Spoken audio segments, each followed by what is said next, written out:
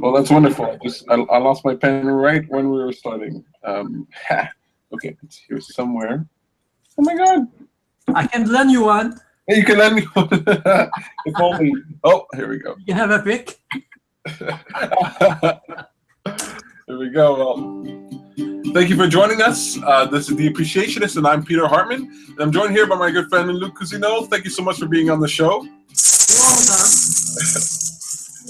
Tonight we're talking about the influence of community. Speaking about community, we had our friend here, Beidi, our co-host. She had to step out just due to technical difficulties. Hopefully she'll be able to pop back in, but we won't have any trouble here at all. We'll still have a really fun show talking about the influence of community. But before we do that, I have to talk to you about what I learned this week. What I learned this week is the first segment of our show where I tell you what I learned this week. Well, this week, I learned that the something that was near and dear to my heart, the Tesla, I think it's the Model X, which is the world's best electric car, happens to be not only the world's best electric car, but the world's best car, period. So I'm really happy to hear that we're living in a world where electric vehicles are so well made. But there's something I learned this week that really tickled my funny bone, and it really ties into our conversation about community. And that's a stat provided by Kickstarter.com. Luke, have you ever heard about the website Kickstarter.com? Kickstarter? No, I don't think so, no. Well, Kickstarter is actually a really cool website. It's a website that anybody can go onto the site and post a project, a creative project that they would like to receive funding for, okay? So if you want to make a movie, if you want to create a children's book, if you have some type of art that you want to create, music, whatever it is, if you have some type of creative project, you can go onto this website, Kickstarter.com, and you can post it there for free, and you can get crowd support for it. So whereas before you had to go into the bank to get a loan for something like that, to get some type of investor into your idea, Kickstarter.com allows the power of crowdfunding in order to fund your idea. So instead of going to one person for $100,000, you can go to 1,000 people who can contribute $100, or any combination of amount that's going up on there. And so Kickstarter.com is actually a really cool website in order to not only discover cool projects that are happening, but actively engage with them. And last year I talked about this. I've been talking about this for a few years, and every year the number, the dollar amount that has been contributed to projects on Kickstarter.com keeps going up. And last year, if I'm not mistaken, it was $1 billion. This year, we're up to $2.5 billion contributed to projects that might never have seen the light of day because of Kickstarter.com. So there's a community of people who go on to this website on a regular basis, and they contribute $1, $5, $10, $30 to some product that inspires them, that they want to see in this world. And so what I learned this week is that number is now past $2 billion, $2.5 billion, and that's really incredible. That really makes me feel very cool. Another thing that makes me feel cool is that our lovely friend Beidi is in the room. Beidi, can you hear me? Yes, I can. Now I use my iPad. It works. Excellent. Success. Perfect. Well, thank you so much for being here. The echo should go away in a second once it gets adjusted, but if not, we'll just put it on mute. But yeah, $2.5 billion. So if you haven't checked out Kickstarter.com, we have talked about it in previous episodes.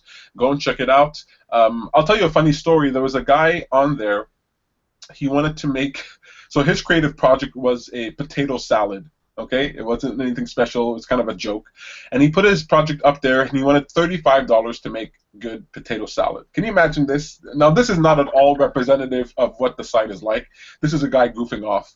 But because there's a community of people on there, because there's people on there regularly looking to support things, and because of how funny it was, people started contributing to this guy for his $35 for the potato salad. And he ended up making thousands of dollars. I think it was over $10,000 that he got for this potato salad. And that's the power of community. That's the power of putting your idea out there and inspiring other people to take part in it. So look, I'm not saying you're going to get $10,000 to put your potato salad up there, but I am saying that I love living in a world where something like that is possible.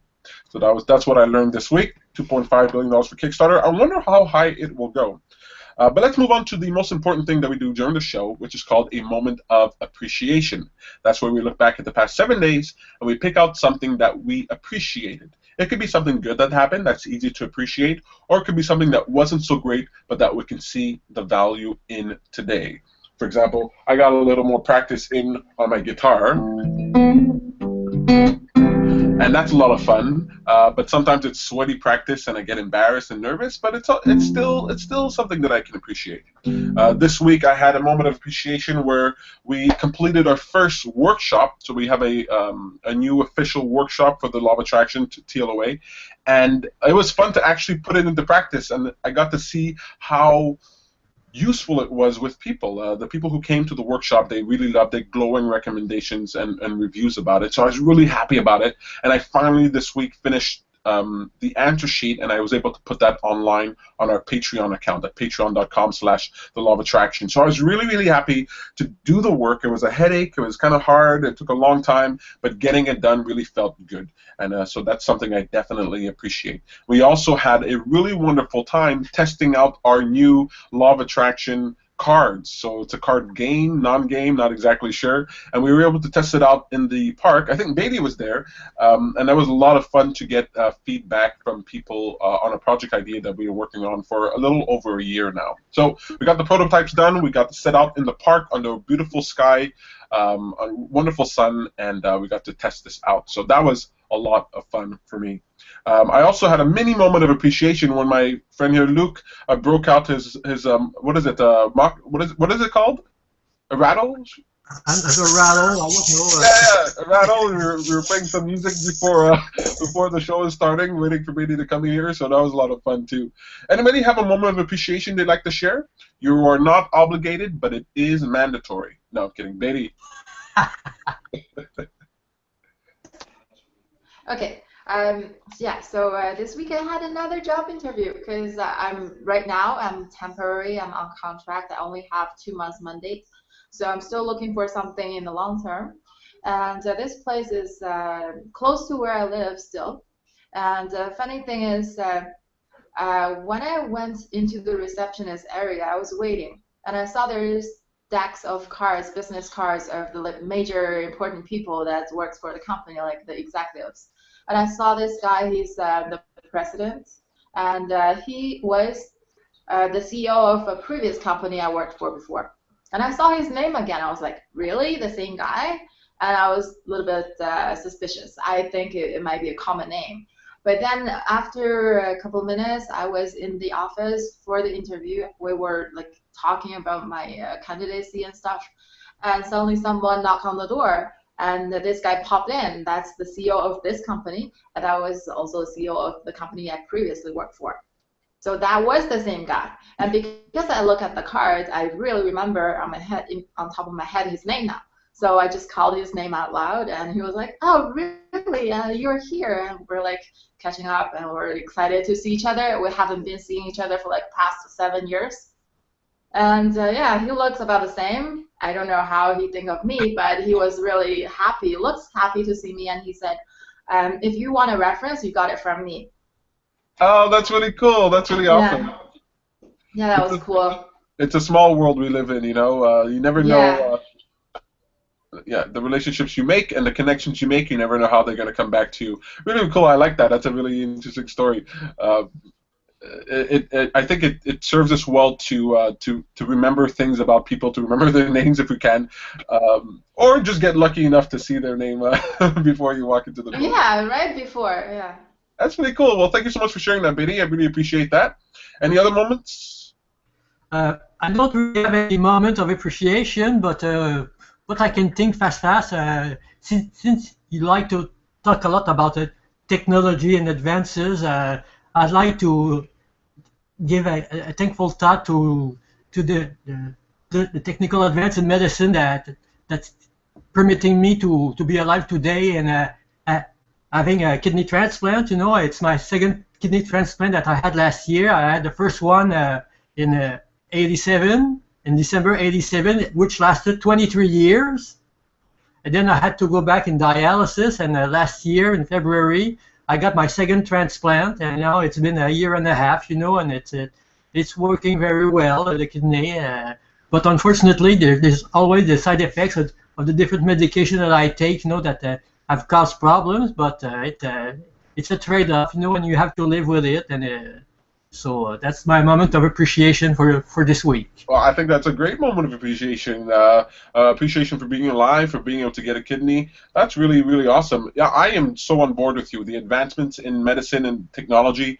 I mean, every year we move forward leaps and bounds, and I wake up every morning sort of wondering what new thing I'm going to be hearing about. Some of the things I hear kind of scare me, like being able to design babies. Can you imagine being a parent and being able to choose whether your kid is going to be a great athlete or a genius or have some technical ability? But some other things, they really make me feel good about cancer research, about Parkinson's, Alzheimer's, and things like that. So wonderful world we live in. Definitely a moment of appreciation to share. Really, really cool. Thanks, dude. With the form of this technology, I think that the best thing that is you can see if the child, the coming child has certain problems, and they can repair it at the beginning of the growing of the fetus, Absolutely. Yeah, absolutely. With genetic sequencing. Sorry, go ahead. I said it would be one good application of that technology, I think it's wonderful that we were able to do a corrective surgeries in the womb with genetic manipulation, really give people a wonderful start in life as opposed to just being sort of stuck with the cards that you were dealt. Just absolutely excellent. I think I'm very I am very willing to accept the double-edged sword of technology. It can do some harm, but it can do a lot of good. So it's a really, really cool thing. Yeah, because you see, I'm afflicted from a disease that's called Neil Patella syndrome, and probably you never noticed, or I didn't talk, but I'm handicapped with my arm. My arms can't open completely. I don't know if you can see there. Both arms are like that. So there's little things like that I have that I think that maybe the technology could correct.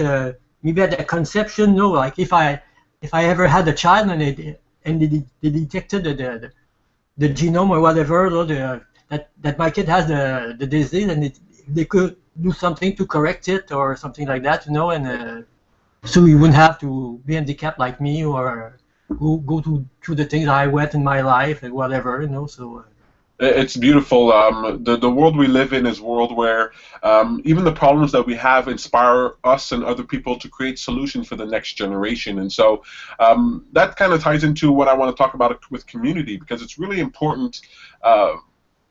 The strength of human beings is that we collaborate, that we work together. Okay, that is how we're survived. That's how we have reached the level that we've reached, is that we work together. And part of working together is standing on the shoulders of giants, learning from what they learn, learning from the mistakes, learning from the situations that are there. So I think it's absolutely wonderful. I love that you're bringing that up, Luke. It's an excellent way for us to segue into our conversation here. But just before I do that, I have to let you know about our What a Great Idea. So we do a segment during the show called What a Great Idea. And that's where I point you towards a product, a website, a service, an idea, a person that is deserving of your attention, because whatever we give our attention to becomes a greater part of our experience. So why not give our attention to great ideas? This week's great idea is an app called Coffee Meets Bagel. Okay, so I don't think anybody in this room needs it, but it's an app called Coffee Meets Bagel, and it's another dating app. But there's something special about this dating app.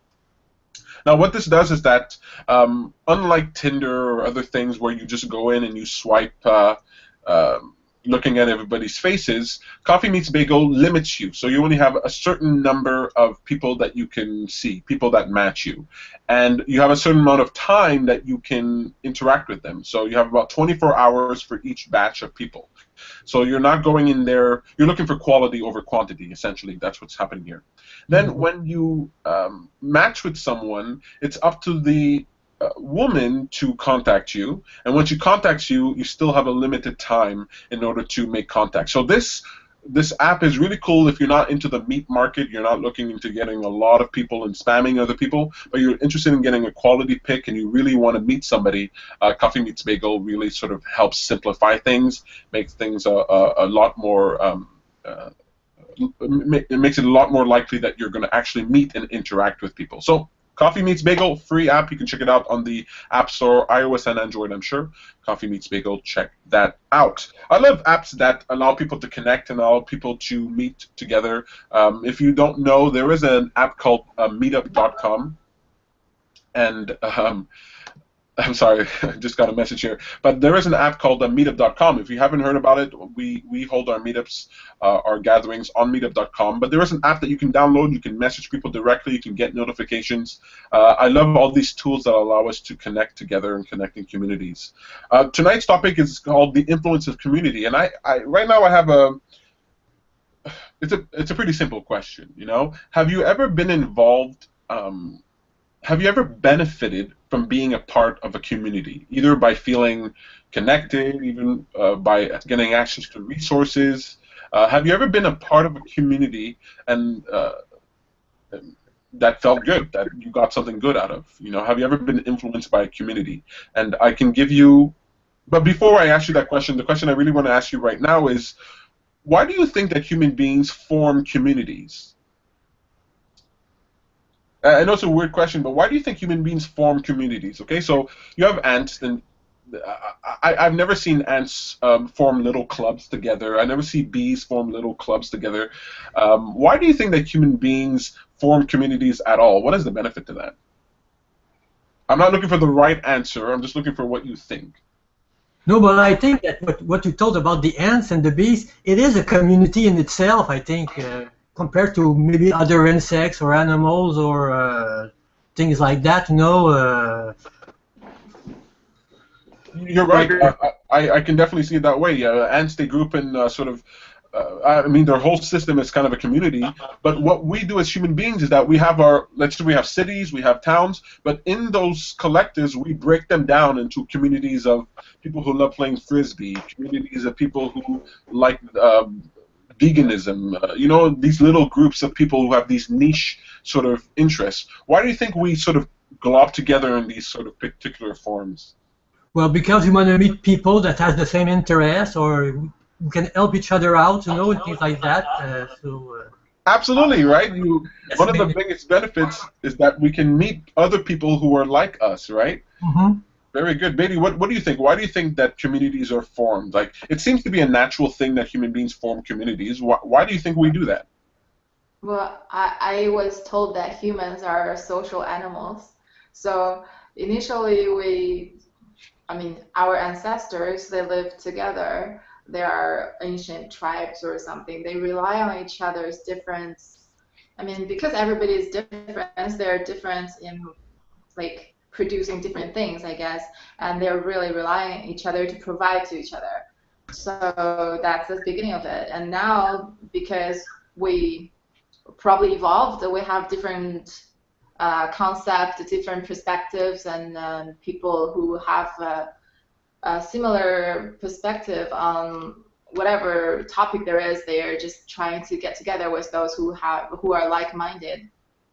And because people like to talk about things that they share in common, so they associate themselves with some communities. Like when you're looking at meetups, there are so many different groups, and for each group there are followers everywhere. Exactly. And like Facebook, it's a community thing. It's like you are associating yourself with your friends, and your friends see who you are friends with. So it's just it's natural. I love that. And that's exactly the point I want to make. You know, on top of what you're saying, that we connect with like-minded individuals, that human beings have evolved to create such differences that cause us to seek out like-minded people, that we're just social creatures to begin with. It's a natural thing for human beings to create communities. It's a natural function of what it is. So it may not be natural for us to go to the moon, but it is natural for us to group together with people who like space exploration, for example.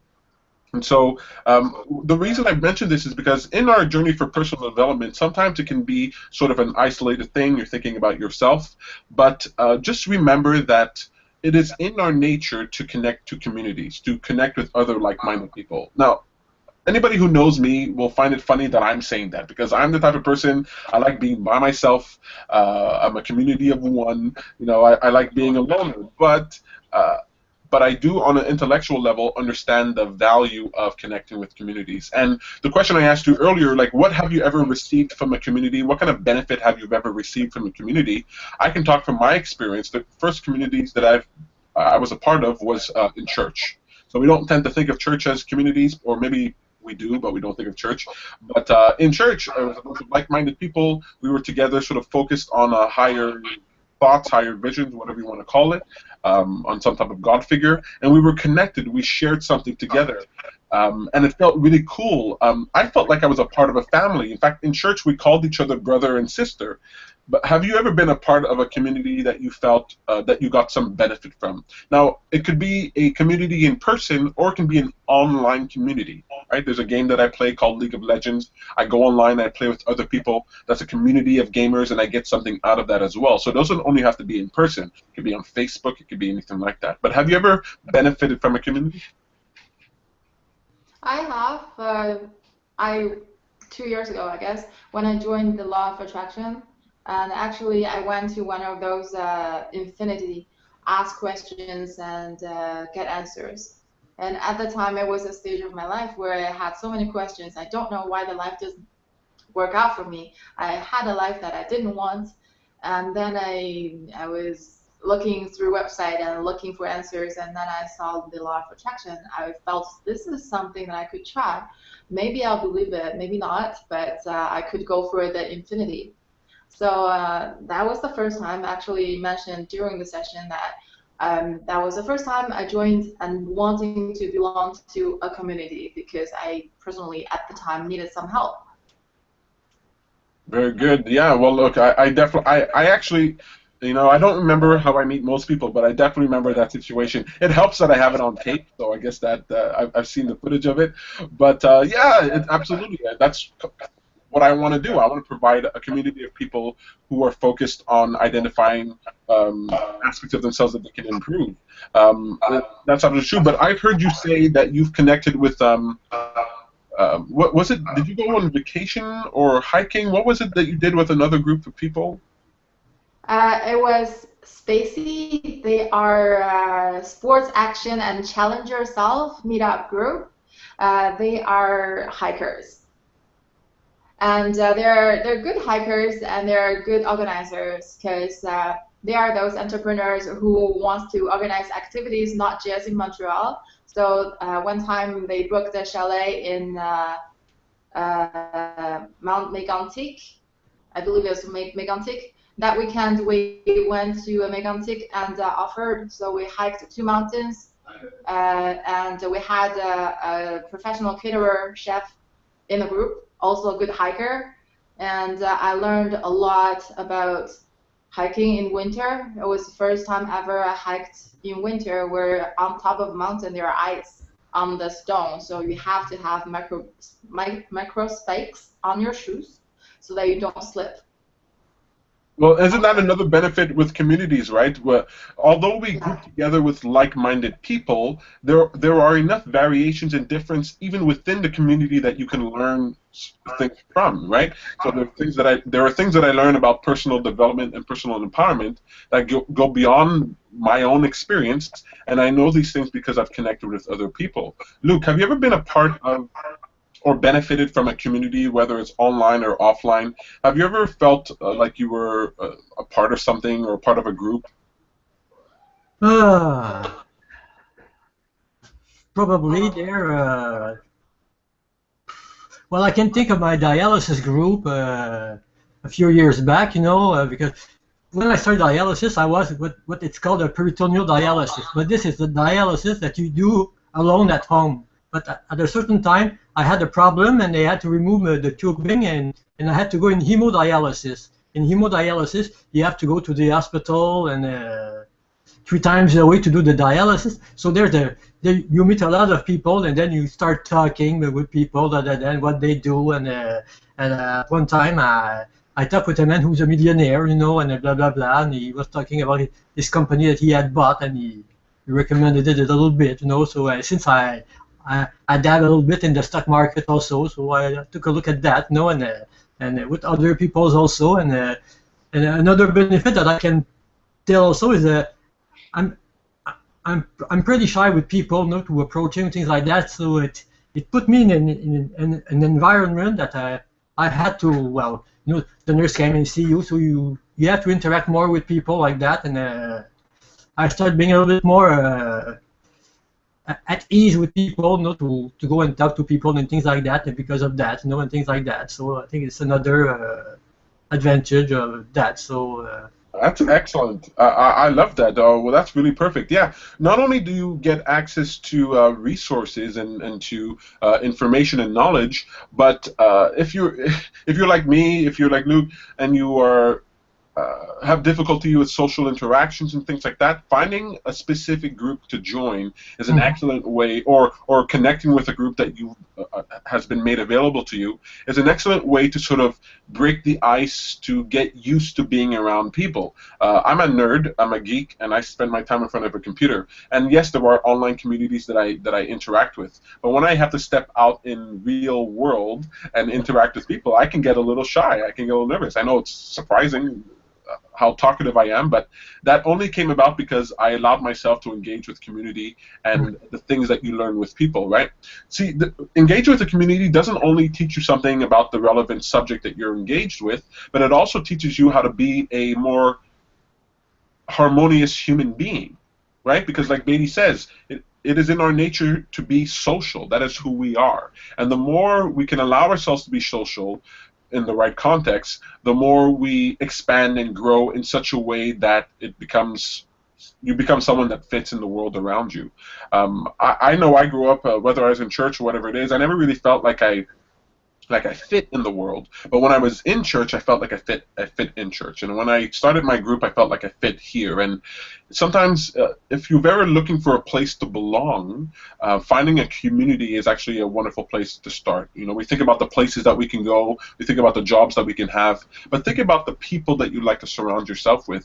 And I encourage you to find a community, whether it's on Meetup.com, whether it's on a Facebook group. Find people that you can interact with on a regular basis, and find out what it really means to be a human being, right? I never really knew what it meant to be a human being until I started being more social. And then I realized, oh my God, there's so much more to this walking and talking meat sack thing. There are people. People are the greatest thing on this planet. Sometimes it doesn't seem that way, but sometimes it seems like puppies and kittens are the best thing on this planet. But honestly, I think it's because of people. You know, if it wasn't for people, we wouldn't even have puppies and kittens. We'd have lions and wolves only. But anyway, look, that's.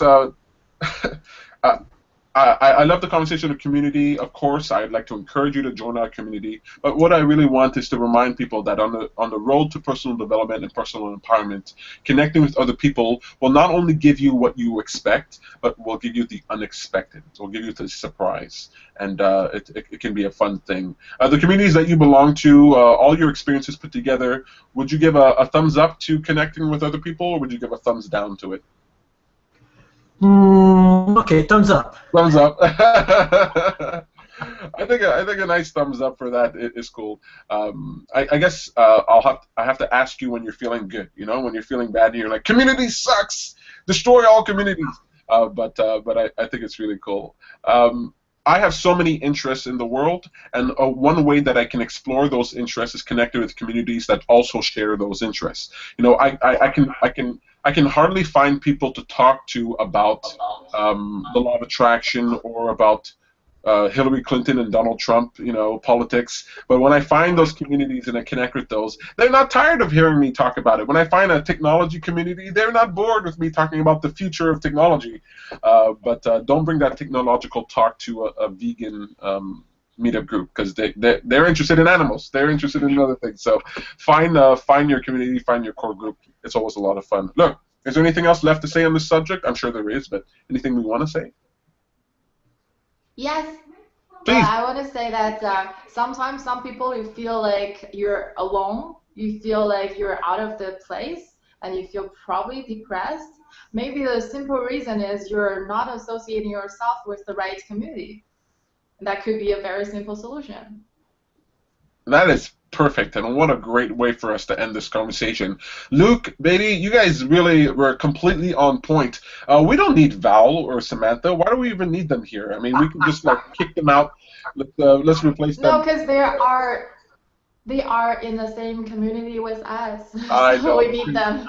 Yes, of course. I'm picking on them. Look, I like to pick on people when they can't defend themselves. You know, like You know, if you pick a fight with a baby, you always win. Like, you 100% of the time you win. But I'm just kidding. Samantha Barley is our Samantha Barley and Valerie Soule. You can find out more about them at samanthabarley.com or thepowerofemotions.ca. Check out thelawofattraction.ca. See if there's something there that you might like. If you're in the Montreal area, you can connect with us in person. You can also find us by connecting online on our Facebook page or in our meetup group. Look, before I let you go, I have to ask you a very important question. It's actually the most important question you're going to get all evening, all right? What's for dinner? What did you eat in the last 7 days that you enjoyed? It could be something that was great, don't worry about it, or it doesn't have to be special, just be something that you actually liked to consume. It could be a glass of water, right? I don't think anybody has said a glass of water yet. I think we've had octopus soup, but we haven't had a glass of water yet. What have you eaten in the last 7 days that you enjoyed, or what are you about to eat this evening if you haven't eaten yet?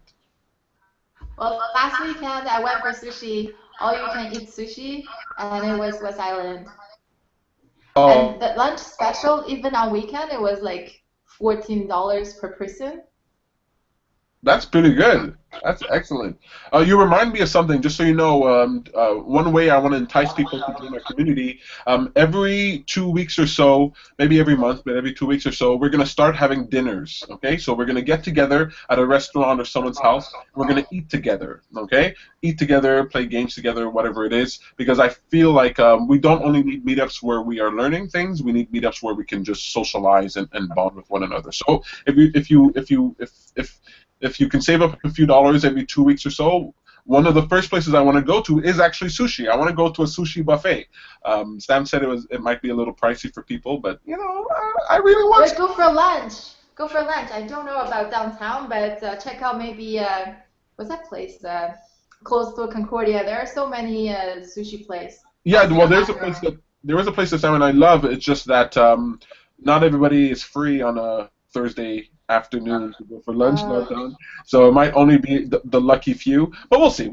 I just want to let you know that if you're in the mood for sushi, I'm voting for sushi for our dinner here. Luke, have you eaten anything in the last 7 days that you enjoyed, or are you about to eat something?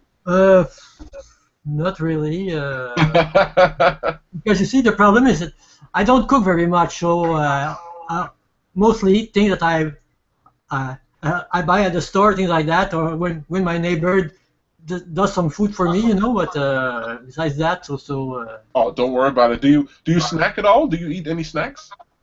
Snacks? Not that much. I've got a lot of on chips or things like that, because it's very salty, and salt is the kidney's worst enemy, you know. So. Really? Oh, okay, I get that. Okay, so good. What I'll eat for snack will be a simple biscuit, you know, things like that there. So sometimes I like to eat some little chocolates, you know, some Kisses, Hershey's Kisses chocolate there.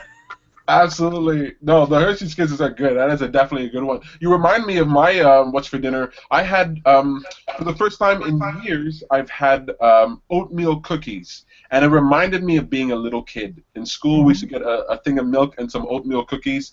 And when I put that in my mouth, I felt like I was back to childhood. So a little snack of oatmeal cookies, Hershey's Kisses for Luke, and we have lovely sushi for Beidi. Made us all jealous. Now I'm like starving. Now my spaghetti is not going to be satisfying at all. No, I'm going to appreciate it. I'm going to exercise my appreciation muscles, and I will appreciate it. But I really appreciate both of you being in the room here tonight. Beidi, thank you so much. Luke, thank you so much, and have a nice night. Take care, everybody. You too. Bye. Bye-bye. Well, that's it for the show. You can check out the lawofattraction.ca for all your law of attraction needs. If you're in the Montreal area, you can go to meetup.com/TLOA NPL. That's TLOA is in the law of attraction. NPL is in Montreal. You can go to Appreciationist.com to find out all our past episodes, and you can also check out our Facebook page at facebook.com/The Appreciationist. Tune in next week for another exciting episode of The Appreciationist. Yay!